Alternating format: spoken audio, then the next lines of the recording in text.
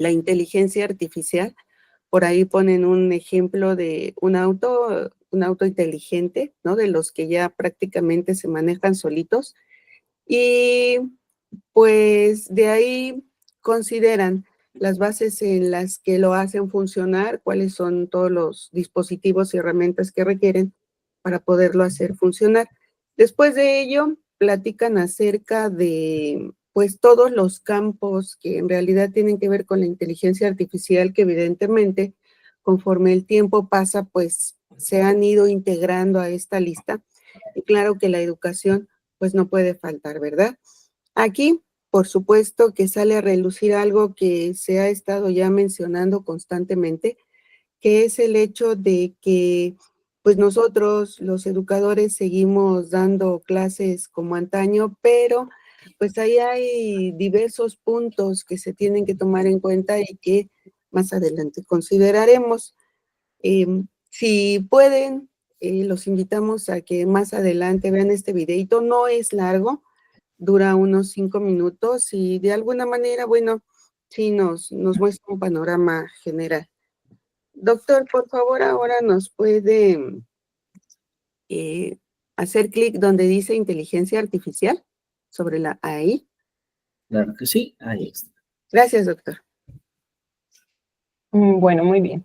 Hablar de la inteligencia artificial, pues obviamente también tenemos que hablar de los pros y de los contras que genera la inteligencia artificial. Uno de los pros, por ejemplo, es un acceso flexible al conocimiento. Bien lo sabemos que tenemos al alcance plataformas digitales. Estas permiten el acceso a contenidos en cualquier momento y en cualquier lugar.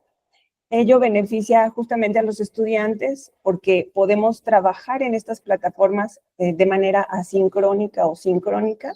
Los horarios pueden ser irregulares y sobre todo nos apoya en las zonas rurales. También como pros tenemos la personalización del aprendizaje. Esto quiere decir que las herramientas de inteligencia artificial pueden adaptarse al ritmo y al estilo de aprendizaje de cada estudiante. También tenemos la ventaja de que nos retroalimentan de manera inmediata. Otro pro que tenemos es la variedad de recursos didácticos, ya que en Internet podemos encontrar desde videos, simulaciones, juegos educativos, tenemos realidad aumentada y esto enriquece la experiencia del aprendizaje. También tenemos como pro una inclusión educativa, porque los estudiantes con capacidades diferentes pueden beneficiarse de las tecnologías. Esto hace más accesible para ellos el conocimiento, ya lo hemos visto, de repente estamos viendo los videos en YouTube y ya hay manera de ponerles subtítulos automáticos. Hay muchas maneras de poder interactuar con personas que tienen capacidades diferentes. Asimismo, bueno, esto también tiene contras, no todo es miel y dulzura. Las contras de la inteligencia artificial, pues podemos hablar de la falta de interacción humana. El aprendizaje digital puede generar aislamiento, bien lo vemos en nuestros jóvenes, se la pasan aislados en su cuarto, en el teléfono, y esto impide la interacción social. Cada vez nos damos cuenta que los alumnos son más ensimismados, no tienen una interacción social significativa. También podemos entender la sobrecarga de información. Hay demasiada información en las redes sociales y generalmente nuestros estudiantes, incluso a veces nosotros, no tenemos la habilidad para filtrar fuentes confiables de información. Otra contra también es la dependencia tecnológica, es decir, el uso excesivo de plataformas limita el desarrollo de las habilidades socioemocionales y las habilidades analógicas también.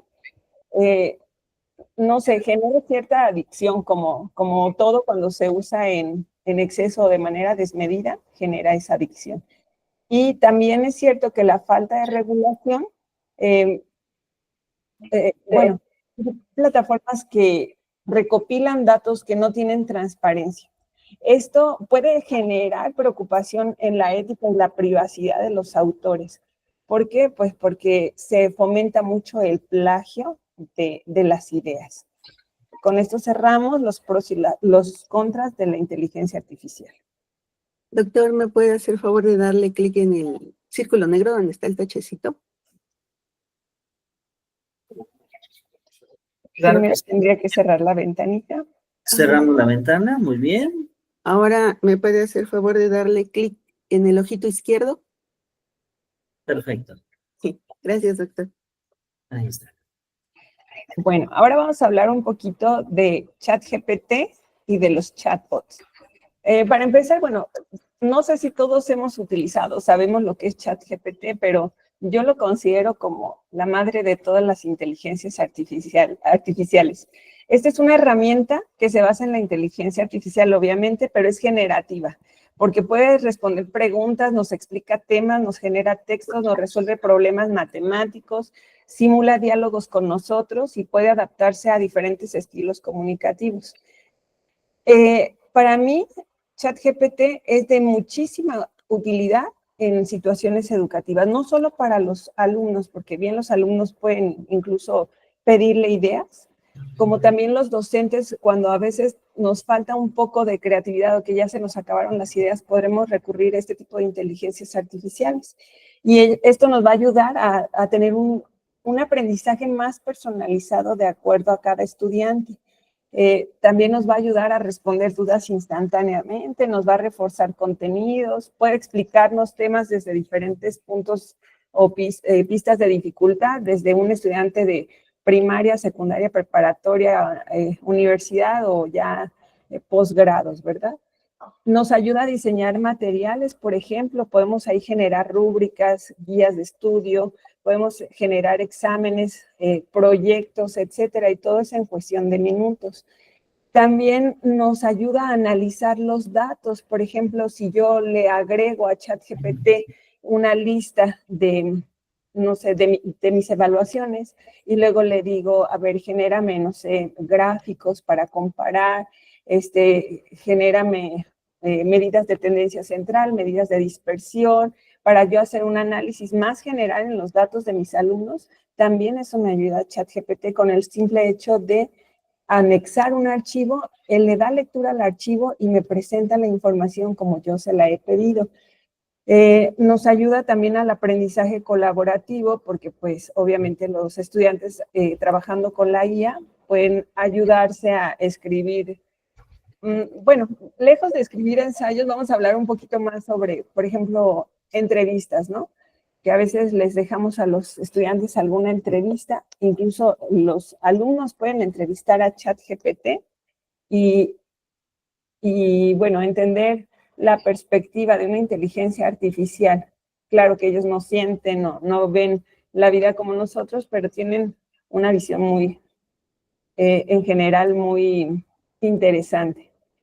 Y bueno, consideraciones importantes, ChatGPT no sustituye a un maestro, es nada más una herramienta complementaria.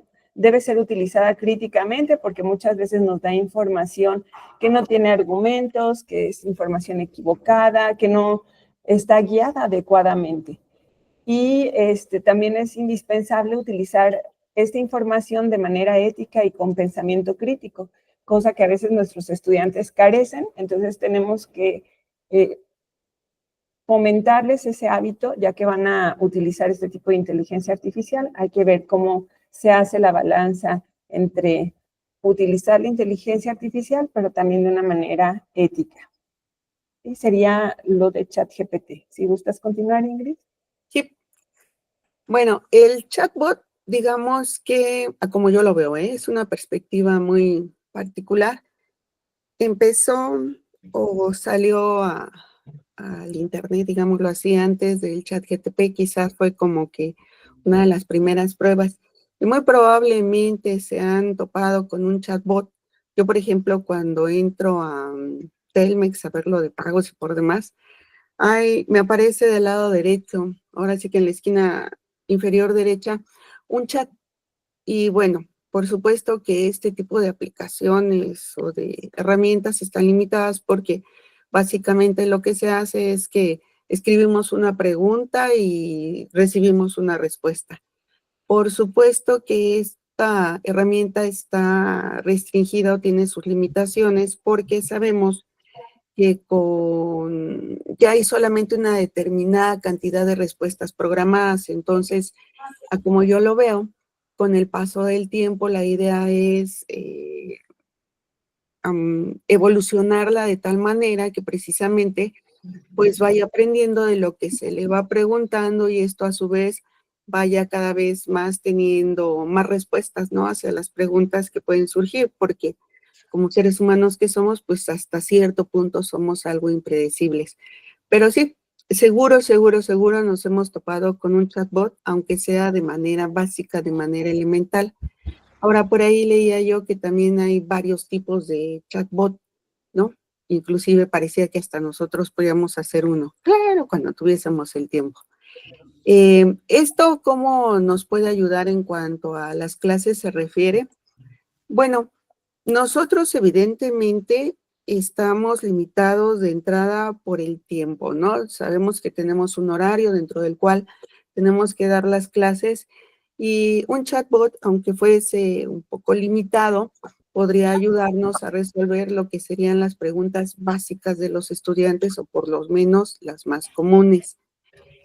Junto con ello está relacionado lo del mejoramiento en la flexibilidad de las clases, porque pues los chicos podrían consultar el chatbot en el momento en el que quisieran, sin necesariamente, o bien, no que nos interrumpan, ¿verdad? Porque yo siempre he dicho que no nos interrumpen, pero si pudiese el docente dar un poco más de tiempo de calidad o de enfocar hacia otros temas, conceptos que son importantes para los jóvenes y dejar las preguntas para el chatbot. En lo que a la administración del tiempo corresponde a las actividades dentro y fuera del aula, bueno, pues de igual manera se podría uno apoyar en el chatbot para, mira, este procedimiento se hace de esta manera, dar algunas explicaciones, en fin. Sí, son herramientas muy útiles. Yo creo que con el paso del tiempo las hemos ido aceptando, pero pues también está sigue el miedito, ¿no? De que pensamos que en algún momento se nos va a sustituir. Doctor, nuevamente me puede hacer favor de picarle al círculo negro, ¿ok? Con mucho gusto. Y ahora, donde está inteligencia artificial arriba a la derecha, no, ahí ese, doctor. Arriba. A la derecha ahora, ese botoncito, doctor, por favor. ¿Ahí? Sí, le da clic. Ajá, muy Ok, bien. y ahora nuevamente aplicaciones y consideraciones. Muchas gracias, A doctor. usted.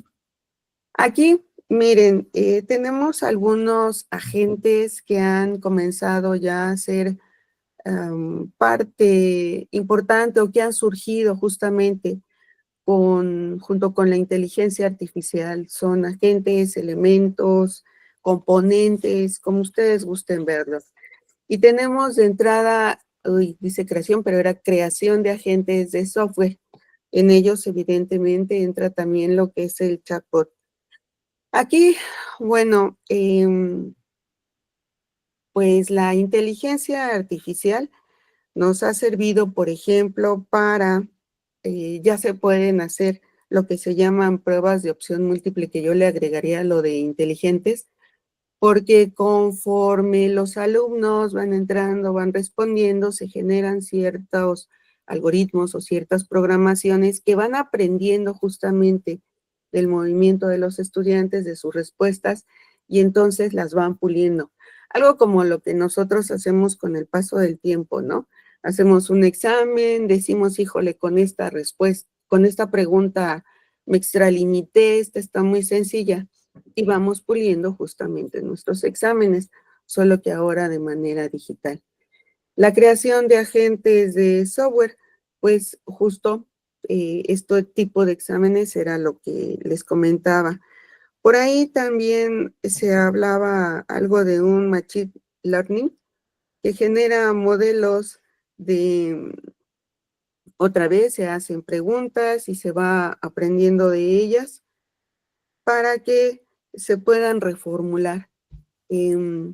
Después nos vamos con lo que es la robótica educativa. Aquí se me figura, a veces en algunos programas, en algunas películas, no sé si han visto, sobre todo en la parte médica, que los doctores se apoyan justamente como en unos robotcitos que de entrada sirven para generar un análisis y entonces ver cuál es el tratamiento que se le puede dar al paciente.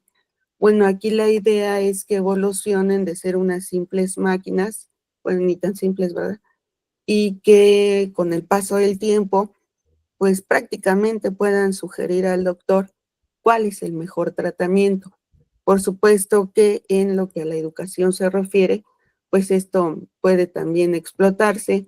Sobre todo, bueno, yo ahorita lo veo en la parte de informática, porque en la parte de la educación hay algunos campos que todavía siguen un poco en blanco, que no se han hecho grandes propuestas, pero con seguridad, conforme el tiempo pase, pues esto saldrá a relucir.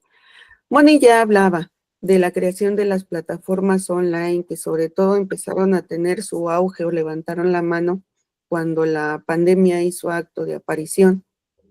Y creo que nosotros ya en la actualidad nos hemos visto inmersos aún sin querer. Conocemos ya varias, ¿no? Teams, Classroom, en fin, han aparecido muchas y ahora sí cada quien pues se apoya en la que le gusta, en la que maneja más fácil, pero quizás igual más adelante tendrán una mayor evolución. Algo que no se ha podido todavía, y no sé, aquí sí no sé si con el paso del tiempo puede evolucionar la inteligencia artificial a tal grado de que pues nos imite en un 90-95% y que tenemos los humanos todavía a nuestro favor, pues es que somos muy creativos. Uno no puede llegar con una máquina y decirle, a ver, cópiate ese dibujo, pero hazle algunos cambios en los colores, en los árboles. Creo que es algo que nosotros todavía podemos hacer. Capacidad de reproducir nuevas ideas. Esto me hace acordar de lo que serían por ejemplo, el folclore mexicano, ¿no? O inclusive del comportamiento a veces tan creativo, tan imaginativo, tan propositivo de nuestros estudiantes. Y pues se presenta una evolución constante. Justo nuestros estudiantes, les digo, sí saben, son inteligentes, todo es cuestión de que quieran. Y esto yo creo que es lo que justamente termina de darle como el sabor a nuestras clases. Doctor, podemos darle nuevamente al negro y nos vamos ahora, por favor, al de donde dice inteligencia artificial, el botoncito de la derecha. Más a la ¿Este derecha. de aquí? Abajo, el de abajo. Este. Por favor. Ok, hay algunos puntos más que quisiéramos tocar. Moni, por favor. Claro que sí. Bueno, ahora vamos a hablar un poquito sobre la brecha digital y el acceso desigual que se obtiene con este tipo de instrumentos de nueva tecnología. Si bien es cierto, es aplicada a muchísimas acciones cotidianas desde la medicina, bueno, es ampliamente utilizada la inteligencia artificial. Ahorita vamos a hablar un poco más acerca de la educación, que es lo que nos tiene aquí en este doctorado también. Y según la OCDE y la UNESCO, dice que millones de estudiantes en América Latina no cuentan con una conectividad adecuada. Esto no es un mito, es una realidad y lo vivimos en nuestros centros de trabajo. En México, dice el INEGI, que solamente el 44.3% de los hogares rurales tienen acceso a Internet, que desde mi punto de vista es un acceso fallido porque muchas veces no pueden comunicarse de manera sincrónica, sino tienen mucho retraso en cuestión del Internet como les llega. Y frente a esto, dice el estudio del INEGI que el 79.5% de los hogares en las zonas urbanas sí cuentan con un servicio de Internet. Sin embargo, bueno, yo consideraría que este servicio de Internet no necesariamente es un Internet de cable, un Internet que tiene esa estabilidad, sino muchas veces utilizan los datos móviles del celular, lo cual pues se ve reflejado también en que los alumnos no pueden hacer un uso más amplio, más allá de las redes sociales, que es a lo que más importancia ellos le dan en sus aparatos móviles. ¿Qué pasa con esto cuando no tenemos una conectividad efectiva? Pues obviamente nos va a traer un rezago escolar, los estudiantes que no tienen acceso van a perder el interés, no van a hacer las tareas que corresponden al uso de aparatos digitales y obviamente pues van a tener la pérdida de oportunidades de aprendizaje. También es cierto que la desigualdad estructural amplía las brechas, quienes pueden aprovechar estos recursos digitales y quienes no. Pues desafortunadamente los colegios, las escuelas de paga normalmente cuentan más con este servicio que las escuelas públicas, lo cual nos va ampliando esa brecha digital. ¿Y qué sucede cuando se amplía la brecha digital? Hay una total desmotivación de los alumnos porque los alumnos se sienten excluidos digitalmente y suelen ser marginados o suelen ser menos capaces. Entonces debemos también saber mediar esta parte o cómo nosotros como docentes, cómo vamos a atender esta problemática. ¿Continuamos, Ingrid? Sí. Esto, bueno, va a traer como consecuencia una desigualdad económica, ¿no? Por ahí decían que el pobre se va a hacer más pobre y el rico se va a hacer más rico. Comentábamos entre nosotras que pues esto de alguna manera ya es evidente, ¿no? Aquí en la Ciudad de México, por ejemplo, hay un campus del TEC de Monterrey y platicábamos que seguro ahí todo el mundo tiene conectividad, tiene su internet, no falla, sobre todo, no hay ningún problema. Y por ejemplo, de igual manera que seguramente en muchas otras escuelas, en el colegio, pues agarrar la señal en algunos edificios, en algunos salones es complicado, inclusive para nosotros como docentes. Ahora sí que hay que estar buscando a ver a qué horas agarra la señal para. Yo alguna vez trataba de buscar una tabla de calores específicos y no, pues el celular ni me agarraba con datos ni me agarraba con señal. Entonces, bien Moni lo comentaba, ¿no? Debemos de tener cuidado porque si no esta brecha se va a hacer más grande y pues de eso tampoco se trata. Se trata de buscar una igualdad y no una desigualdad que cada vez esté un poco que sea más enfática. Por último, en cuanto a este punto corresponde la capacitación docente. Decía yo hace unos momentos, se hace mucho énfasis en que la inteligencia artificial nos va a ayudar, en que las herramientas tecnológicas son una excelente opción. Sí, pero resulta que si nosotros no nos capacitamos o bien las instituciones en las que trabajamos no proponen, por lo menos no nos dan la opción de tomar cursos y no solamente de, a ver, tome un curso en Excel, tome un curso en Word, tome un curso en PowerPoint. No, no, no, no, no. Se ha dicho constantemente, ya no hay que dar las clases como antes en las que el profesor va, expone y los chicos anotan y sigue siendo así. Creo que todos estamos conscientes en que necesitamos evolucionar, en que necesitamos cambiar. Sí, pero ¿cómo voy a incorporar, decía yo, un cuestionario, por ejemplo, de opción múltiple, cuando ni yo misma sé cómo manejar el programa correspondiente? ¿O qué más se puede hacer?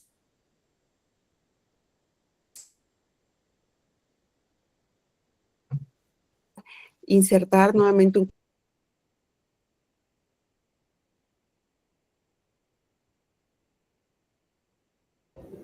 No te estoy escuchando, Ingrid, no sé si sea mi internet.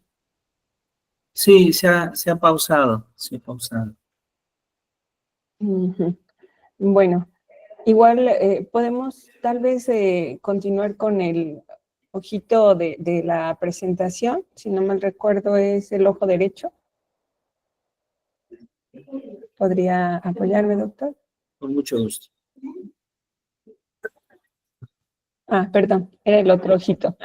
Ok, el izquierdo. Sí, viéndolo de frente sería la izquierda. Ahí, justo ahí se cierra. A ver. Sí, hay que cerrar el... Se cierra aquí, ¿verdad? A ver. No. No. Si ¿Ya se me oye? posiciona... Ah, ya. Es este. Sí, Ingrid, sí. Bueno, ¿Ya? ¿Ya me oyen? ya te Ya. escuchamos.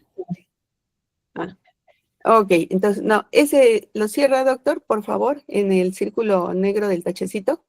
Ajá. Ok. Continúa entonces ya para cerrar. No Decía de recuerdo la... dónde estaba el cierre, Ingrid. Sí, no, espérame. Ya nada más, capacitación docente. Les decía yo que tenemos que, pues, actualizarnos porque es necesario que nosotros incorporemos a nuestras clases, pues justo esto de la inteligencia artificial, pero de manera inteligente, ¿no? A su vez. Sí, no, Moni, conclusión, tú no tenemos botoncito para la conclusión. Correcto. Tú sí. Muy bien. Muy bien. Bueno, no puedo decir, decía el escritor, filósofo y pedagogo español, porque aún vive, dice el escritor, filósofo y pedagogo español José Antonio Marina, que la inteligencia artificial no es más inteligente que el proyecto humano que la guía. Me encantó esa frase y quiero retomarla porque él nos está invitando a través de esta frase que el mayor valor de la inteligencia artificial justamente va a depender de las intervenciones, de los valores y de los objetivos que los seres humanos le imprimamos. Porque la inteligencia artificial sabemos que por sí sola no posee conciencia, no posee ética, no posee moral, solamente es un conjunto sofisticado de algoritmos, así que hay que irle dando la guía para reflejar las decisiones que nosotros como seres humanos queremos ir aterrizando. Eso por una parte. Por otra parte, debemos entender que la inteligencia artificial es una herramienta para democratizar el acceso al conocimiento y no debe ser, al contrario, como lo está empezando a ser, un factor que genera exclusión o segregación. Eso hay que tomarlo muy, muy en cuenta. También que la inteligencia artificial tiene el potencial de liberar a los docentes de tareas repetitivas. Hay que facilitarnos la personalización del aprendizaje que tanto luego se nos hace énfasis en las escuelas al hacerles un traje a la medida de cada uno de nuestros estudiantes, y hay que ofrecerles los recursos adaptados a sus necesidades. Finalmente, yo creo que es un llamado a mantener siempre un proyecto humano en el centro de lo que es la educación, y vamos a recordar que la inteligencia artificial no viene a ser una amenaza para los docentes, sino viene a ser esa contrafuerza, esa contraparte que nos va a apoyar en nuestra tarea, en nuestro quehacer. Y bueno, con esto yo creo que estaríamos cerrando nuestra presentación. Muchísimas gracias, nos extendimos un poco más en el tiempo debido, pero hubo un poco de problemas, como todo lo que representa el acceso a Internet. Muchas gracias. Muchas gracias, maestra Mónica, maestra Ingrid. Entonces voy a permitirme, ahora sí, cerrar la Gracias, doctor. presentación. Gracias a ustedes, que nos hablaron justamente de la educación digital, que nos hablaron de la inteligencia artificial. Y, por cierto, aprovecho este espacio para hacerles una cordial invitación. El día 27, en 3 días, vamos a tener justamente una mesa de colaboración sobre la inteligencia artificial y el aprendizaje. Es decir, muy seguramente han escuchado un debate que recientemente aparece en los medios de comunicación sobre si la inteligencia artificial contribuye al aprendizaje. Son algunas perspectivas. Otras perspectivas dicen, no, lo que tenemos que hacer es prohibir el uso de la inteligencia artificial. Es otra manera de ver esta circunstancia. En fin, vamos a contar con la participación como docente de la doctora Natalia Bustos Carrillo, una doctora que ya ha colaborado con ustedes, nos va a acompañar, y como especialista en tecnología del profesor Ademir Bermúdez de El Salvador. Entonces, pues bueno, hacemos esta invitación a todas y a todos ustedes para que nos acompañen este 27. Vamos por allá compartir más adelante el cartel con el link para quienes deseen acompañarnos, será extraordinario. Bueno, pues muchas gracias, maestra Mónica, muchas gracias, maestra Ingrid. Vamos a pasar entonces a nuestra segunda presentación y no olvidemos que la emergencia, es decir, el término de pedagogía emergente, nos habla de que algo emerge, de que algo transforma, de que algo cambia, pero no necesariamente de que algo sea permanente, ¿sí? Entonces, ahora estamos hablando de ChatGPT o de otras tecnologías. Podríamos estar hablando de Gemini, por ejemplo, pero probablemente en unos años estas tecnologías no sean las que entren en la discusión. Muy probablemente el desarrollo tecnológico pueda seguir avanzando. Bueno, nuestra segunda participación del día, nuestra segunda participación de acuerdo a nuestro registro, cuenta con escuchar ahora sobre las pedagogías críticas y decoloniales, que son nuevamente otras pedagogías emergentes de gran impacto. Estas pedagogías emergentes que hoy en día son escuchadas de manera constante por las maestras y los maestros en México, principalmente por el interés de la nueva escuela mexicana, porque las pedagogías críticas y decoloniales se han considerado como un fundamento para la nueva escuela mexicana. Sin embargo, no siempre la exposición tiene la claridad suficiente, ¿sí? Entonces, bueno, nosotros esperamos, tenemos la expectativa de que la maestra Guadalupe y de que la maestra Mayra puedan regalarnos una mayor profundidad en platicarnos justamente de estas pedagogías emergentes. Si no estoy equivocado, maestra, me compartieron su archivo para proyectar, ¿verdad? Entonces, Correcto. No sé si me permiten.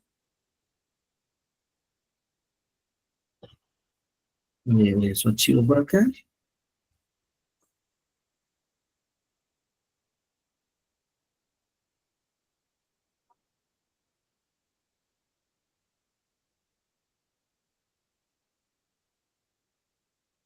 Okay. Y voy a compartir para todos ustedes.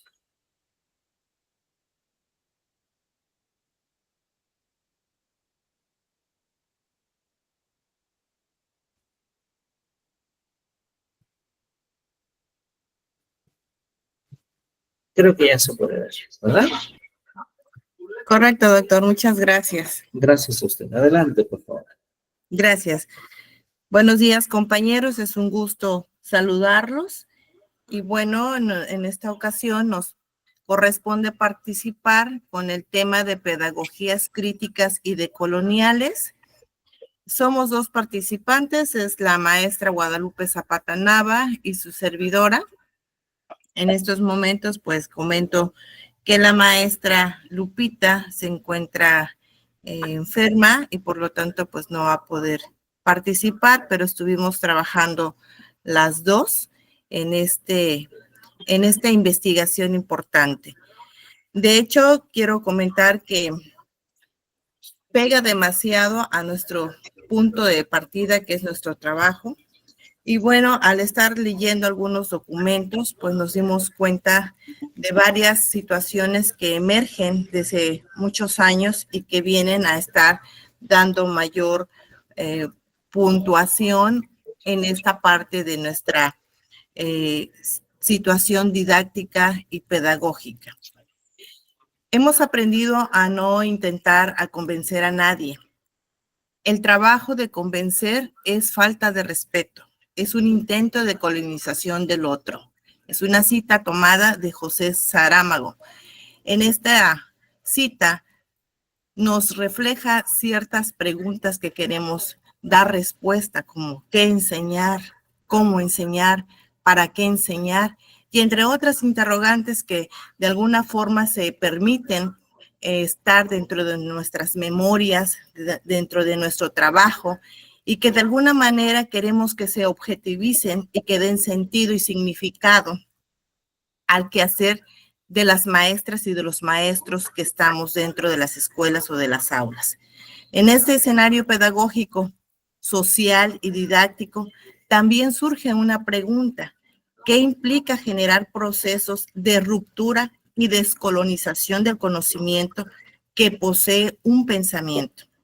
Para atender estas necesidades de aprendizaje, es muy importante, entonces, evitar la reproducción o continuidad de un conocimiento que puede ser enciclopedista o un conocimiento intangible o tangible sobre la parte de la docencia. Bueno, a partir de este preámbulo, quiero comentarles a ustedes, maestro, por favor, la segunda diapositiva, que es importante también generar una reflexión acerca de lo que es la pedagogía. Y en este caso, vemos dos vertientes. Hay una pedagogía entendida desde la parte didáctica o enciclopedista, como lo comenté hace un momento, y la otra que tiene que ver con una pedagogía visionaria, donde se comienza a intentar hacer algunas rupturas epistémicas. La primera, como conceptualización, sabemos que se habla de un arte de enseñar. Se habla de buscar ese tipo de metodologías, de estrategias, de técnicas dinámicas que se pueden emplear en el aula. Obviamente que cada maestro tiene su propio estilo de enseñanza y va a reflejar en el aula esas partes medulares a las cuales le va a dar la importancia. Sin embargo, en la pedagogía crítica nos amplía más un saber que en este caso es cuestionar el status quo de las estructuras del poder. Es también importante señalar que esta parte de las reflexiones y de las rupturas epistémicas comienza o tiene origen desde la parte individual, desde la parte de la autocrítica, autorreflexión, para ir generando los cambios hacia afuera.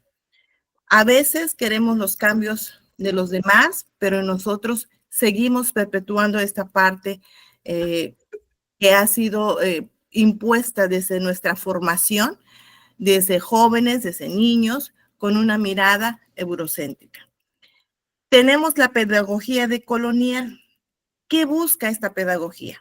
Pues esto, de transformar realmente esta parte del movimiento intelectual que pueden hacer las demás personas. Pero es muy importante también considerar que entre estos movimientos se empiezan a entretejer, surge una resistencia y esta resistencia siempre va a estar palpable, va a estar presente debido a los años que tenemos de trabajar de esa forma. En este caso, la pedagogía decolonial se va a dividir en dos momentos, que es el colonialismo y la colonialidad. Pueden ser dos términos que se pueden entrelazar, pero no significan lo mismo. El colonialismo se basa principalmente en algunas características que, bueno, es muy interesante conocerlos. Versa precisamente en el hecho de que se refiere a una dominación política, también a una dominación económica, igual a una parte social, cuando se habla de un territorio o de una población. Pero tenemos también que dentro de esta parte de la decolonialidad y el colonialismo, es muy interesante conocer que hay un antecedente o una antesala para llegar a la parte de la colonialidad. Una vez que ha sido un lugar, una sociedad o un grupo en específico ha llegado a ser colonializado, seguirá o perpetuará esta parte de la colonización, pero ahora visto desde una parte del pensamiento. Ejemplo de ello, podemos dar el siguiente. Hablamos de colonialismo cuando España, por ejemplo, colonizó América. trajo su idioma, su religión, que en este caso es el catolicismo, su forma de gobierno, entre otros. Pero también explotó algunos recursos del oro y la plata de nuestro país. Y si hablamos de colonialidad, entonces estamos hablando de la forma de pensar y de organizar de una sociedad que sigue perpetuándose aun cuando el colonialismo haya finalizado. Y en este caso, pues estamos hablando de una herencia mental y social del colonialismo. Por ejemplo, es muy interesante escuchar a veces cuando nosotros vemos personas dialogando con temas como que el hablar el inglés o el francés es mucho más prestigioso que el español. El de considerar que la piel clara es más valorada que la piel oscura, que la ciencia occidental se valora más que el conocimiento indígena o africano. Entonces, estas circunstancias reflejan de alguna manera esta parte del colonialismo y de la colonialidad. También, la siguiente diapositiva, doctor, por favor. Es importante considerar que dentro de esta parte de la colonialidad hay cierta resonancia dentro de las aulas. Llevamos años trabajando con pedagogías o didácticas de forma reproductora hacia como nosotros fuimos formados. Y en este caso, la característica principal de este tema es que la pedagogía debe llegar a un punto crítico, donde de manera interiorizada se debe de buscar la conciencia del estudiante para poder analizar, reflexionar y dar sus puntos de vista hacia una transformación social. Esta parte no es tan sencilla de lograr. Llevamos muchos años tratando de trabajar, de buscar una forma de llegar, a lo mejor no rápidamente, pero sí de llegar de manera final a esa transformación social. Han pasado años, sin embargo, se está logrando de manera paulatina. Y en este caso, el aprendizaje que se trabaja o se debe de trabajar en las aulas para llegar a la pedagogía crítica debe de ser un trabajo activo y experiencial. La siguiente, doctor, por favor. Ahora bien, ¿qué se tiene que hacer en las aulas? Bueno, primero, para llegar a la parte crítica, es muy importante dialogar con los alumnos en el aula, pero este diálogo tiene que ser abierto, flexible, sobre todo el estar atento a la escucha de estas perspectivas que los alumnos nos proveen, pero que estas perspectivas en un inicio pueden ser solamente empíricas o experienciales.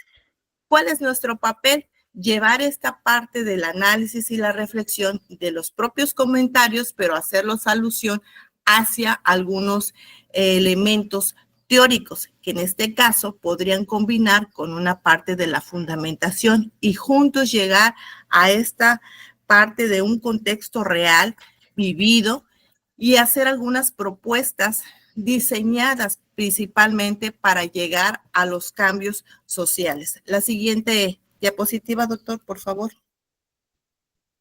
Ahora bien, ¿cuál es el enfoque de la liberación y la emancipación?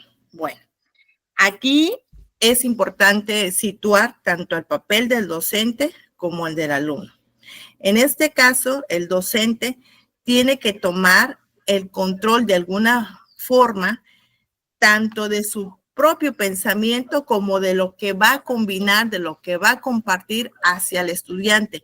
No de manera, como lo menciona Paulo Freire, que no somos depósitos donde vamos a ir llenando para dar el conocimiento, sino más bien buscar esta manera, a partir de la curiosidad, de generar estos intereses de los otros para hacer su propia búsqueda y la construcción de un pensamiento que sea analítico, reflexivo y fundamentado. Entonces, el alumno ahora va a poder cuestionar y en esos cuestionamientos que hace, entre esa parte de la curiosidad, del interés, nos lleva a una reflexión y vamos dando unos aportes. Pero esto se tiene que traducir en un proyecto quizás comunitario para poder generar cambios sociales. De ahí que surgen estos intereses de trabajar fuera del aula. Por eso se convierte en un trabajo activo. Siguiente, doctor, por favor. Ahora, ¿cómo voy a orientar este trabajo hacia la acción? Bueno, pues entonces vamos a diseñar proyectos comunitarios, no como réplicas de otros, sino más bien tener una mirada donde vayamos valorando las cuestiones de el pensamiento epistemológico de los pueblos que están a nuestro alrededor. En este caso, podemos hablar de los pueblos originarios, en donde vayamos construyendo proyectos que puedan ir a favor de estos procesos sociales, pero haciendo estas diferencias desde la parte individual para poderlos proyectar a la parte social. ¿Va a haber desafíos? Sí, muchos. Por eso es importante que el alumno siempre se cuestione desde lo personal para saber por dónde tiene que caminar, por dónde buscar las soluciones de esa transformación que está buscando desde sus aulas, ya sea de preescolar, primaria, secundaria y nivel superior.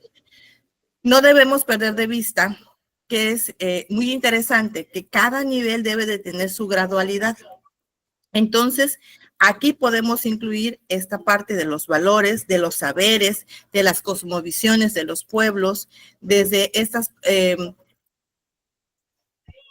riquezas intelectuales, culturales que mantienen cualquier tipo o grupo social. No podemos encajonar el trabajo solamente a grupos originarios, porque también nuestro país cuenta con personas afrodescendientes, entonces pues tenemos esa posibilidad también y esa riqueza de poder contar con la diversidad cultural, y esto nos lleva a fortalecer estos lazos de miradas que tienen que ver con un plurilingüismo social. La siguiente, doctor, por favor. Y en este punto hay un enfoque muy interesante que encontramos que habla de la interseccionalidad y señala que es un punto eje donde se van a ir incluyendo diferentes dimensiones, como los menciona. ¿Cuáles serían? El género, la raza, la clase y la orientación sexual, por mencionar algunos. Y estos ejes que se mencionan deberán de ser desde las aulas como que vistos de una manera diferente a como nos los han enseñado, para ir comenzando a trabajar esta parte del análisis y la reflexión, que no es otra cosa más que las rupturas epistémicas. Y de esta forma llegar a descolonizar nuestra pedagogía. Trabajar también esta parte de la inclusión y no solamente de la integración de los grupos de pares de nuestros alumnos. Es importante también comprender que estas formas de opresión llevan en cierta forma a la exclusión de algunos sujetos que pudiéramos estar tratando dentro de nuestras instituciones. La siguiente, por favor, doctor. Bueno, entonces hablamos de que nuestro papel como maestros dentro de las aulas debemos darle mayor prioridad a esta parte del pensamiento crítico. Hablar de la historia, hablar de la cultura, hablar de todos estos estratos sociales que nos han oprimido y que nos han llenado de pensamientos que no son propios de nuestro contexto, que no todo es malo, pero que no todo es bueno. Pero es importante también revalorar nuestra cultura. Por eso Katherine Walsh nos menciona que es muy importante también que desde nuestro pensamiento vayamos valorando este punto tan importante y crucial, porque tenemos en nuestras manos alumnos que tienen mucho interés en esta parte o tienen mucha importancia en la parte social. Entonces, es una situación muy interesante saber que nosotros como formadores deberemos de tener una experiencia profesional a través de objetos de conocimiento. Nosotros, con nuestra experiencia, conocemos y sabemos de costumbres, de tradiciones, de prácticas, de planeaciones didácticas, de libros que hemos leído, de algunos proyectos que hemos generado, y que todo esto pues puede promover de alguna forma o fortalecer tanto la formación de nuestra práctica profesional, tanto el desarrollo de las identidades de los demás, de nuestros alumnos, y que, bueno, de alguna manera se pueden hacer estos ejercicios no solamente intelectuales, sistemáticos y profundos, sino también podemos llegar a esto que tanto se relata en los discursos orales y escritos, que tiene que ver con el pensamiento crítico. Entonces, Catherine Walsh refiere precisamente a este proceso de descolonizar el pensamiento, y que deberemos de configurar ciertos elementos que vayan cambiando nuestra forma de trabajar, de enseñar. Entonces, lo que se realiza en el aula o fuera de ella siempre va a estar anclado a un proceso de formación académica desde nuestros conocimientos, desde nuestros saberes, desde nuestras creencias, pero va a estar en este interactuar con el otro, lo que va a permitir la interpretación de lo que estamos haciendo con nuestra historia de vida, con nuestra trayectoria laboral, profesional, pero que de alguna manera ha adquirido una esencia importante debido a la relación que hemos tenido con las diferentes áreas sociales en las que hemos estado participando y en las que de alguna manera hemos construyendo nuestra forma de pensar. La siguiente diapositiva, doctor, por favor. ¿Cuál es nuestro compromiso con la justicia social? Bueno, tenemos puntos importantes, y lo primero que nos interesa es cómo hacer esta parte que de nuestro trabajo sea una pedagogía decolonial. Bueno, pues en este caso nos da la intención de trabajar acciones concretas que nos lleven precisamente a este trabajo de la reflexión y del análisis de nuestras aulas. No va a ser una tarea sencilla, pero si lo comenzamos desde nuestros niveles en donde estemos, pues estaremos favoreciendo de alguna manera al enfoque que nos trae en esta sesión. Y en este caso, pues se busca que los maestros pues formen ciudadanos comprometidos con esta parte social de nuestros contextos. La siguiente, por favor, doctor. ¿Cuáles son los autores que están hablando acerca de la pedagogía crítica? Bueno, pues hablamos principalmente de Paulo Freire, que en su libro La pedagogía del oprimido, muchos de ustedes a lo mejor ya lo han leído, pues hace una alusión muy interesante donde creo que es uno de los primeros que trata de dar a conocer que las personas siempre tenemos aprendizajes, tenemos saberes desde nuestros propios contextos y culturas, y que realmente nosotros podemos abrir nuestra mente hacia otros aprendizajes, hacia otras perspectivas culturales y sociales, y que esto va a generar el hecho de que también valoremos los estratos económicos de organización política y demás.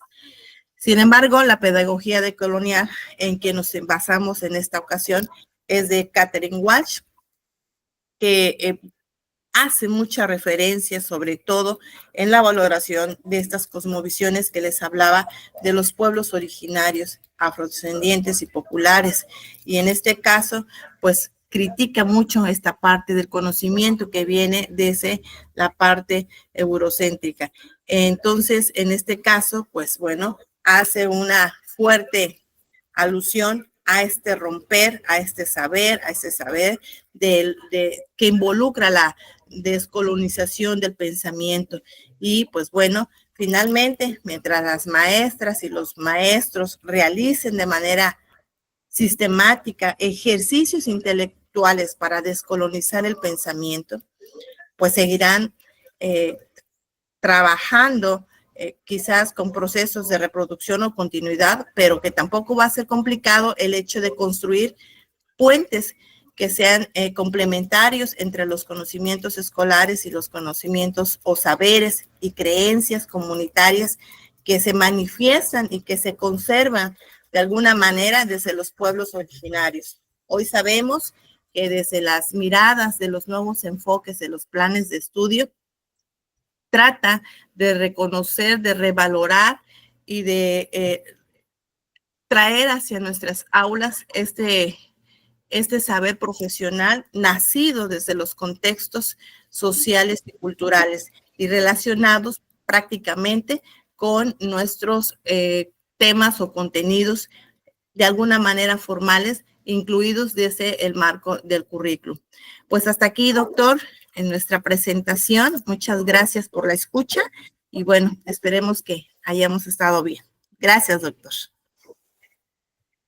Muchas gracias, maestra. Agradecemos mucho su amable participación.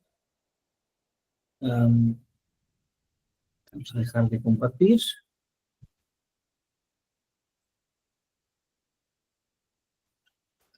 Una participación muy interesante porque nos habla justamente de este grupo de pedagogías emergentes que surgen, que no tienen exactamente un periodo de surgimiento, porque podemos encontrarlas desde distintos hechos históricos.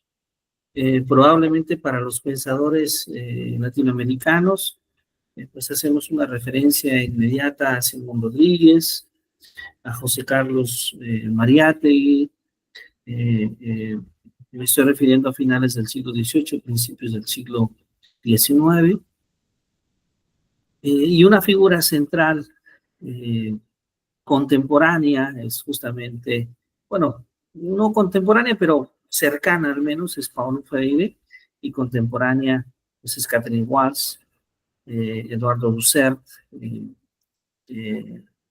Boaventura de Sousa, por mencionar algunos autores actuales. Sin embargo, sería injusto decir, o incorrecto, que este pensamiento surge solamente en América del Sur. Como en muchas ocasiones se hace demasiado énfasis de manera incorrecta, porque gran parte de este pensamiento por la libertad, por los derechos, surge en un movimiento europeo, ¿sí? Surge en un movimiento europeo y también surge en América del Norte. América del Norte no ha estado exenta de ser un espacio donde se encuentren la desigualdad, la exclusión, la segregación. Podríamos pensarlo en aquellas luchas que encabezó en su momento Frantz Fanon, Martin Luther King, y que hoy en día pues son conmemoradas por muchos otros autores, como Peter McLaren en Canadá. Entonces, podemos ver cómo en distintas regiones del mundo es necesario tener esta mirada crítica. Yo agradezco mucho a la maestra Mayra, a la maestra Guadalupe, su presentación. Creo que lo único que cambiaría sería la primer lámina de la presentación, porque como nos habla de pedagogías críticas y de coloniales, dirían algunos críticos, es que los niños que aparecen en la primera lámina se ven demasiado anglosajones. Entonces, probablemente ese sería el único cambio que le recomendaría. Pero muchas gracias por su presentación. No sé si alguien más de nuestras compañeras y compañeros tenga alguna pregunta directa para usted.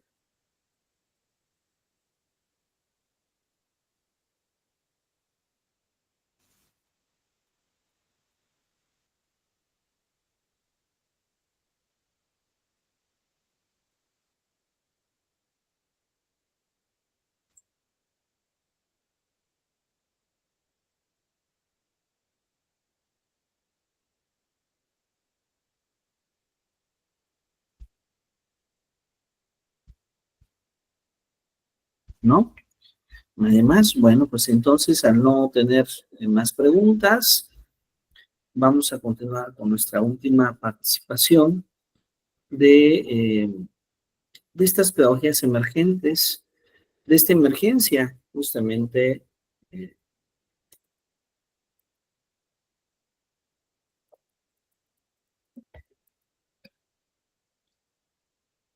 esta emergencia que surge justamente en el campo educativo, particularmente de interés en Latinoamérica, y que es donde algunos modelos educativos se han adaptado, se han adecuado para este tipo de propuestas. Bueno, la tercera temática es la educación inclusiva, equitativa y diversa. Bueno, vamos a contar con la participación de la maestra Jacqueline y del maestro Hugo.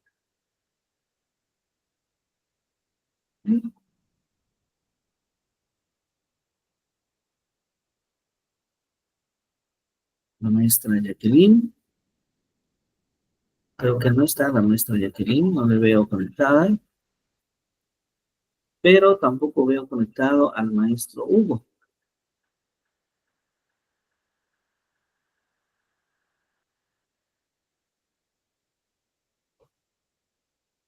Mm.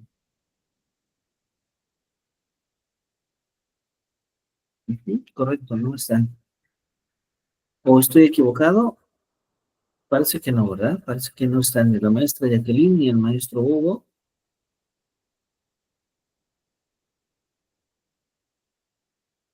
Si no están la maestra Jacqueline y el maestro Hugo, entonces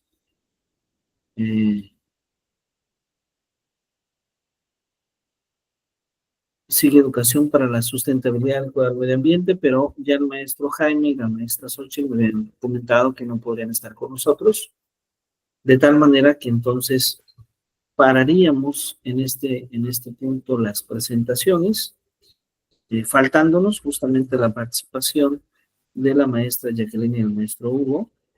De ellos no tengo una notificación para conocer su ausencia o su falta de presentación.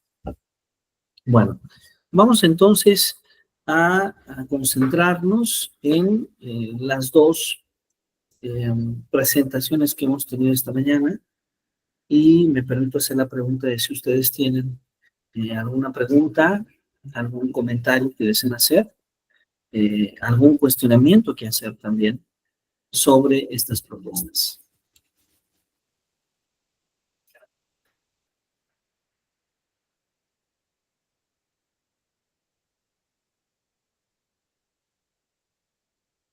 Maestra Ingrid, adelante, por favor.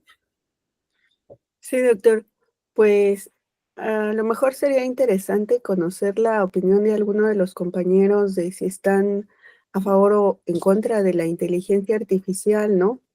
Em, Cuando yo elegí esa diapositiva para hacer nuestra presentación, la verdad, al principio como que hasta me espantó, porque pues se ve así como que a lo mejor yo no estoy acostumbrada, ¿no? A ver ese tipo de imágenes, o creo que hay un nombre para el miedo hacia la tecnología. No sé si sea tecnofobia o algo así. El caso es que primero como que me espantó, después como que me asombró, y luego ya de tanto verla, pues ya la veo un poco con ojos más bonitos, pero sería interesante conocer la opinión de alguno de los compañeros de si están a favor o en contra, porque, como les decía, ¿no? Yo reconozco que necesariamente tenemos que hacer un cambio y que debemos de usar las herramientas que ya están a nuestra disposición. La cuestión es que no sabemos cómo, y a lo mejor eso también en algún momento nos detiene. Y bueno, es que también nos han faltado oportunidad para crecer en ese aspecto, porque seguramente pues hemos tomado infinidad de cursos, pero en mi caso, yo sí necesito que me digan, mira, así se hace, y ya después yo me sigo, pero necesito que me digan cómo se hace. Así es que sí estoy a favor de la inteligencia artificial. Sé que es una herramienta muy valiosa en la que nos vamos a poder apoyar más adelante, pero también creo que estoy clara que necesitamos saber cómo o por dónde abordar el punto. Gracias, doctor. Muchísimas gracias, muchas gracias, maestra Ingrid. Pues bueno, ahí está una pregunta para todos, para todas. ¿Qué opinan ustedes? ¿Cuál es su opinión? ¿Están a favor del uso de la inteligencia artificial? Si están a favor, ¿cuáles son sus razones, sus argumentos? Si no están a favor, ¿cuáles también son sus argumentos para estar en contra de su uso?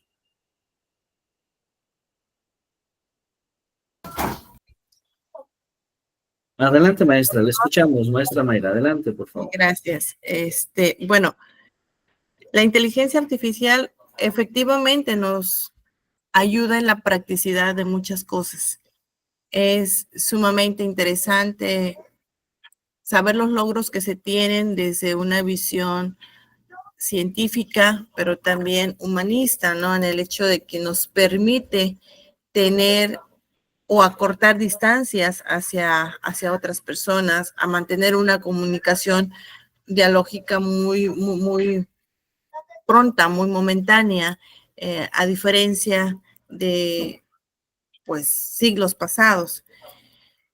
Claro está que como servidores públicos, pues hacemos uso totalmente y estamos muy dependientes de una situación de la inteligencia artificial. Sin embargo, cuando estos usos no son los correctos, pues creo que sí entra esa parte, ¿no? De la controversia de lo que estamos haciendo con la inteligencia artificial. Sí estoy a favor, por lo que digo, ¿no? De la practicidad que se tiene, de la movilidad que se encuentra. Pero también es cierto que dentro de esta amplia gama de situaciones que vemos, que surgen acerca de la inteligencia artificial, pues de pronto nos hacen también caer en esta parte de esta dependencia y nos aflojeran, por decirlo de alguna forma, ¿no? Pues ya no preparo esto porque tengo un horno microondas, pero que a la vez digo, si yo ando apurada, el horno microondas me ayuda.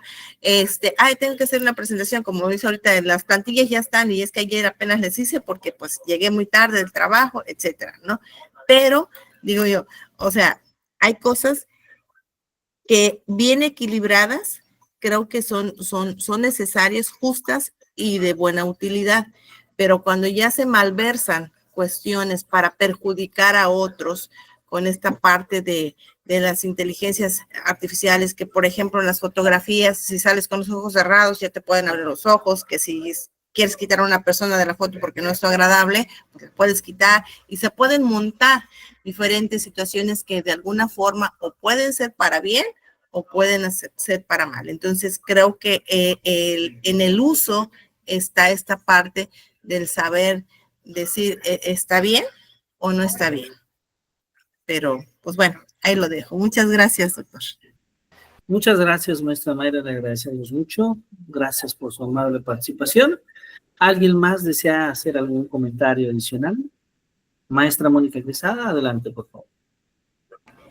Sí, gracias, doctor. Bueno, escuchando las dos participaciones y siendo parte de una de ellas de lo que se trabajó, se toca el día de hoy, yo tengo varias preguntas que me generan cierta controversia.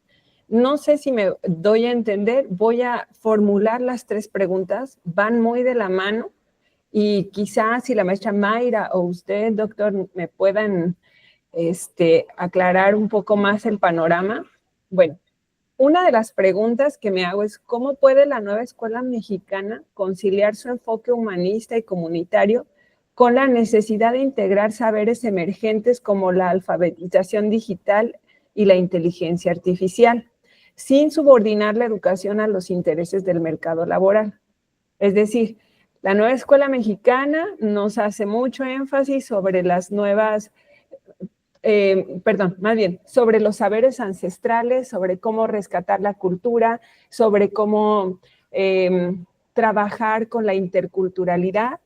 Sin embargo, a veces pensar o repensar en todos estos saberes choca un poco con la globalización.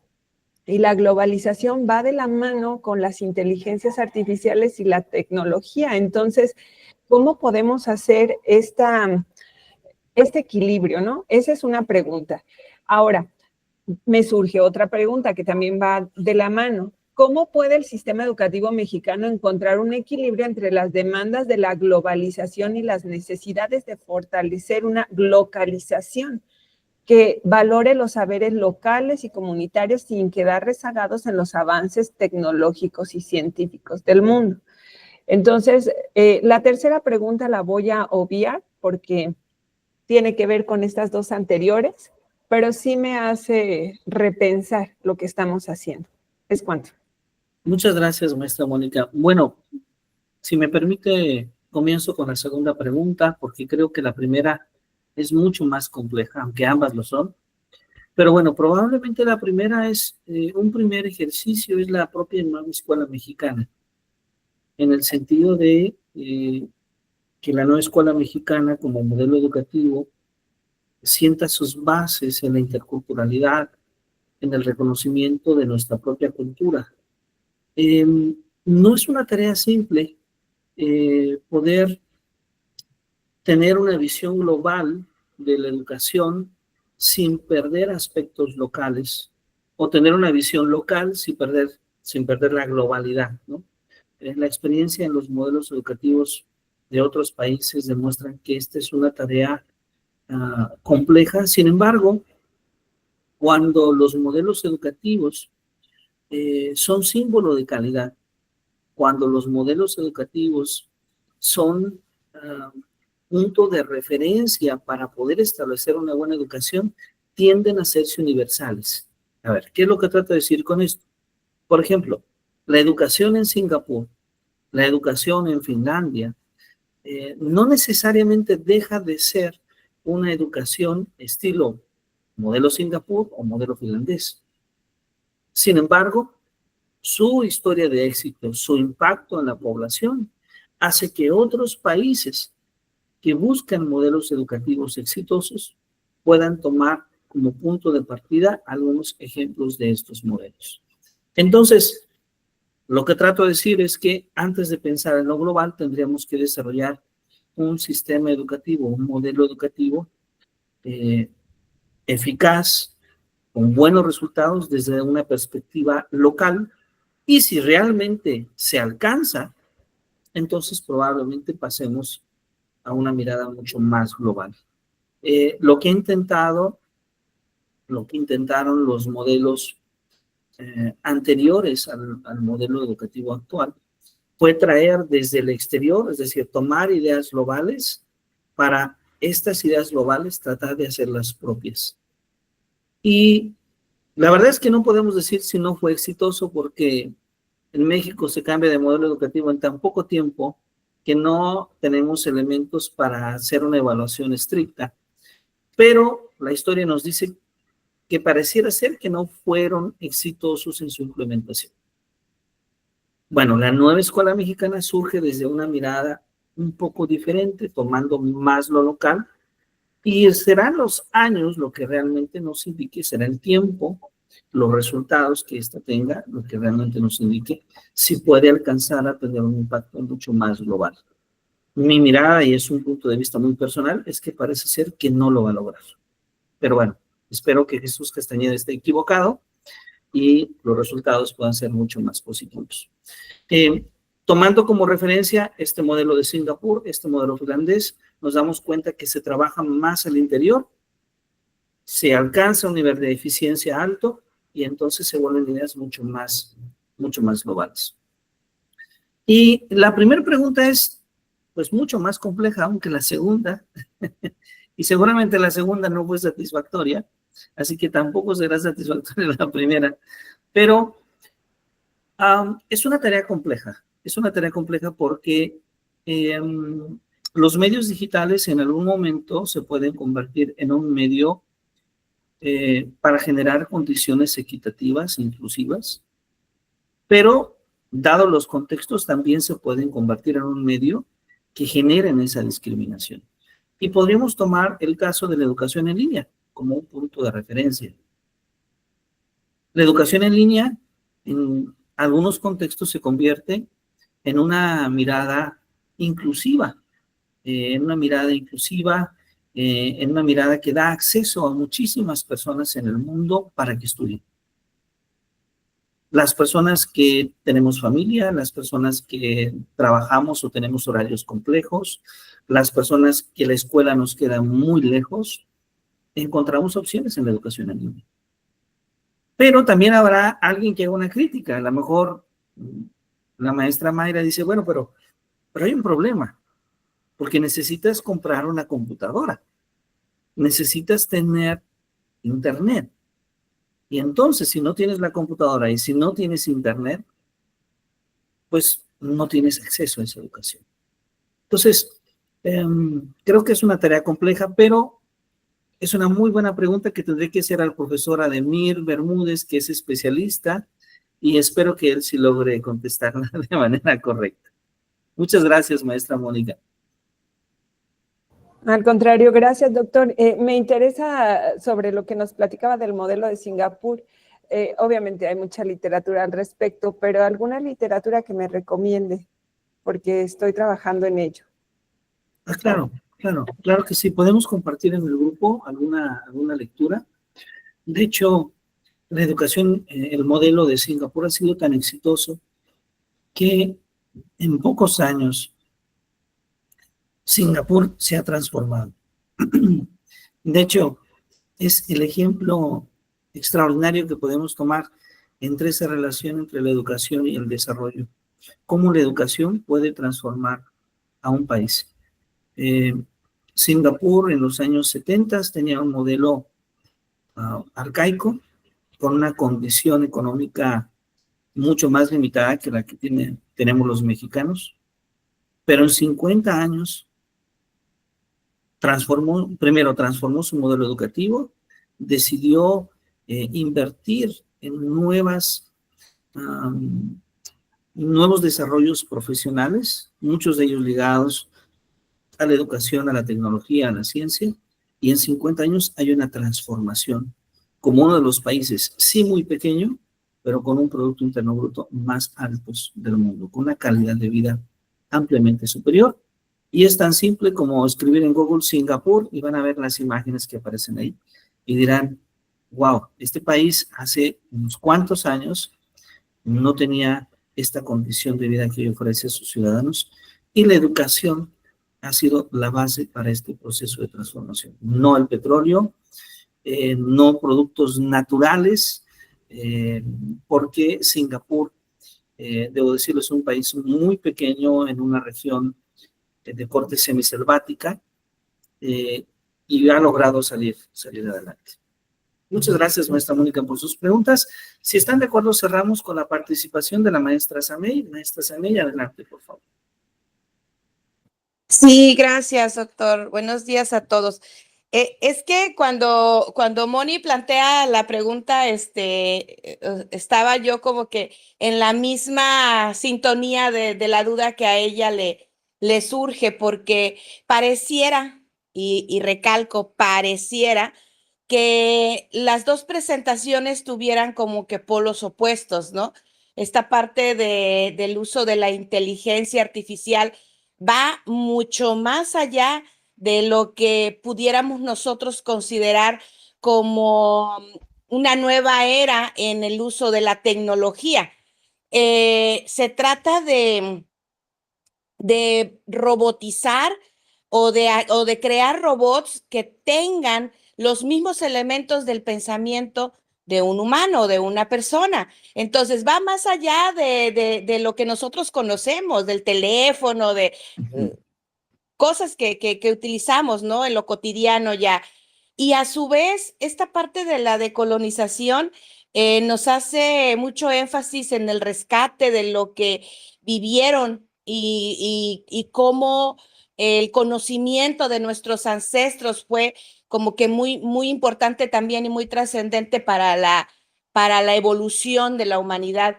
Yo recuerdo, por ejemplo, cuando fue el doctor Padilla a La Normal y se hizo una presentación sí, una representación sobre ¿qué es el baño del niño? Algo así, no recuerdo muy bien. Y cómo él hablaba de esos conocimientos científicos que tiene la partera. Entonces, esa misma duda a mí me surge. Yo creo que tendríamos que saber cómo en esta época, con lo que tenemos en esta época, con lo que estamos viviendo, con el uso de la inteligencia artificial, cómo podemos nosotros utilizar también esos elementos de la decolonización. A mí se me hace así como que un poquito contradictorio estas dos posturas, ¿no? O sea, pareciera que estuvieran en polos opuestos, que uno caminara para la derecha y otro caminara para la izquierda. Eso es, doctor. Gracias. Muchas gracias, muchas gracias, maestra Samibén. Sí, es interesante.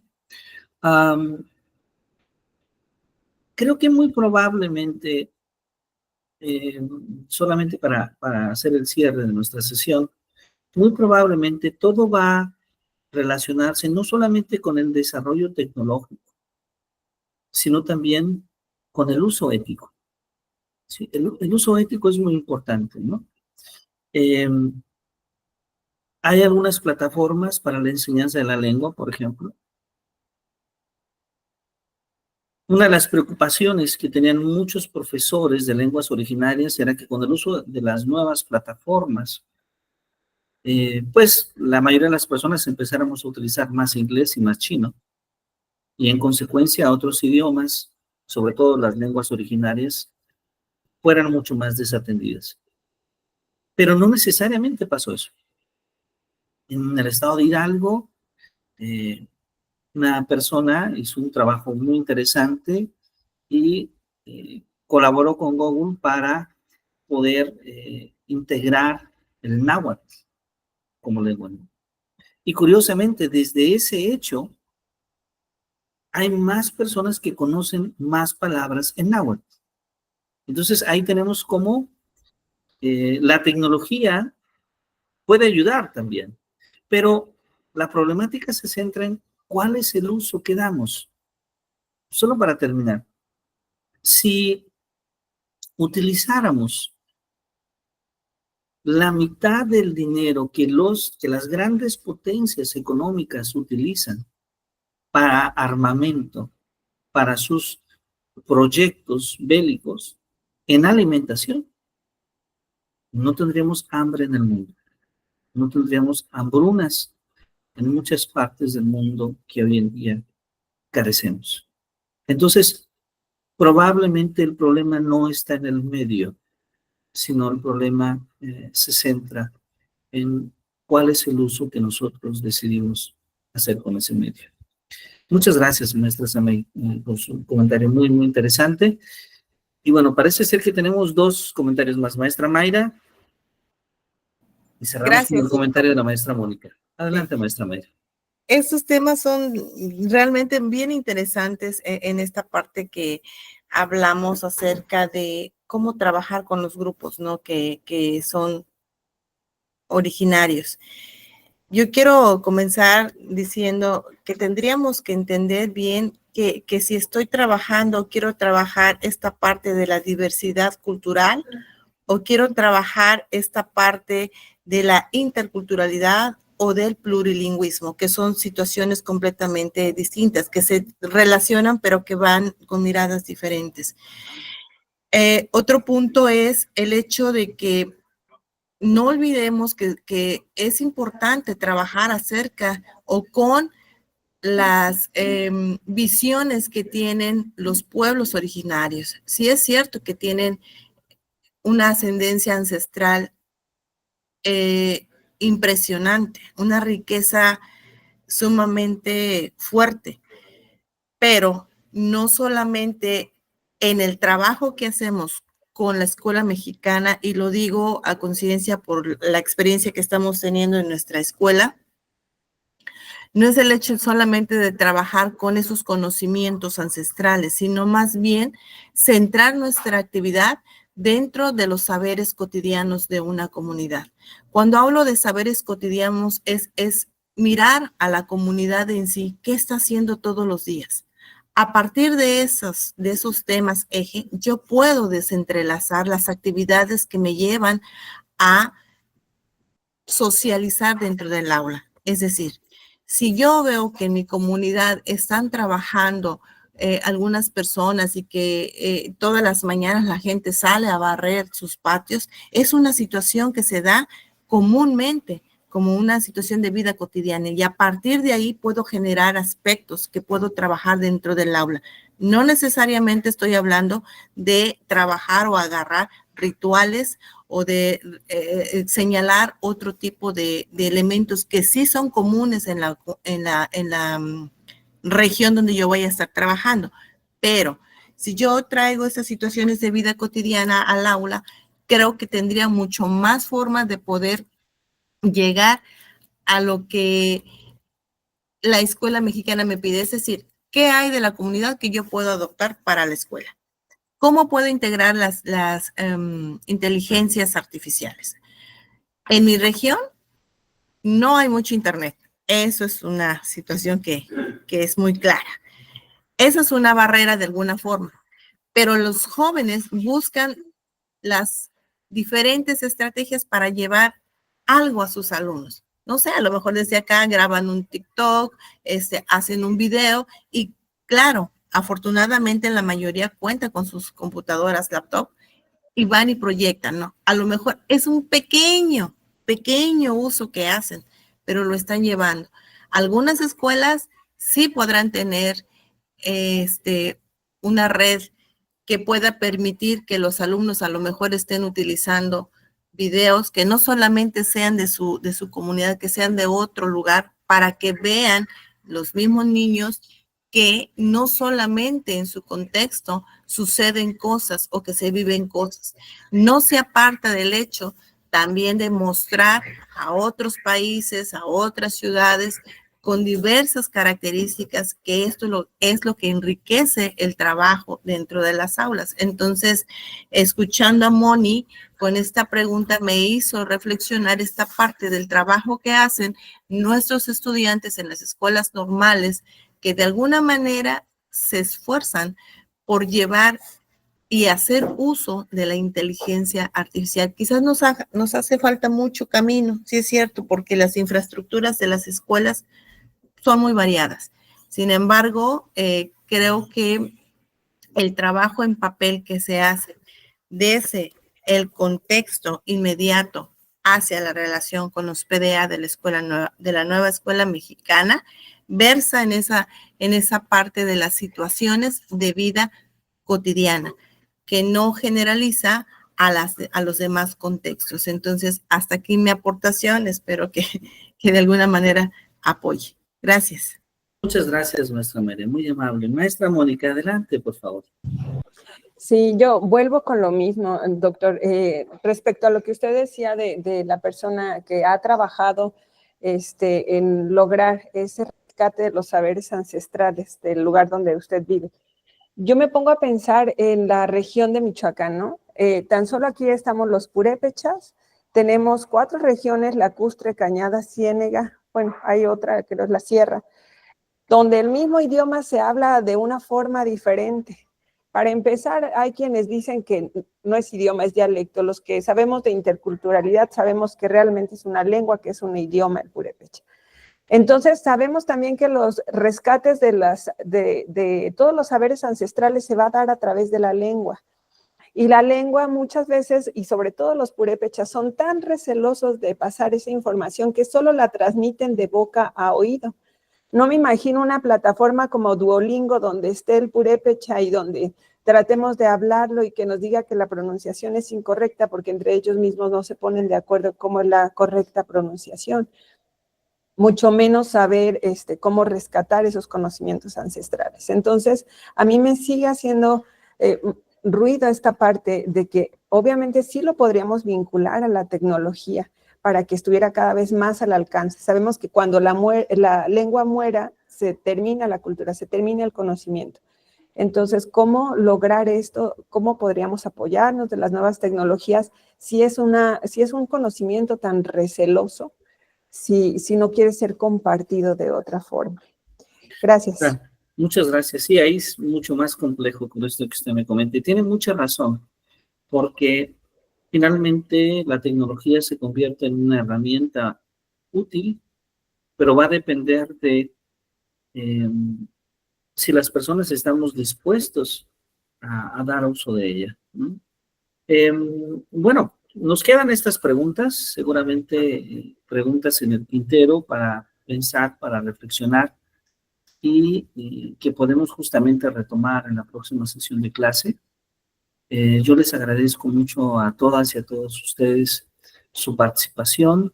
Invitamos a nuestras compañeras y compañeros de los equipos restantes a que preparen su presentación para la siguiente sesión. Todos. Y bueno, vamos a comenzar la siguiente sesión retomando estas preguntas. Mi agradecimiento para ustedes. Deseo que tengan un maravilloso fin de semana, que lo pasen muy bien y muchas gracias por su participación. Gracias, buen día a todos. Que la pasen muy bien. Muy bonito día para todos. Hasta luego. Gracias, doctor. Bonito día. Muy bonito día. Que estén bien, hasta luego. Hasta luego, hasta luego.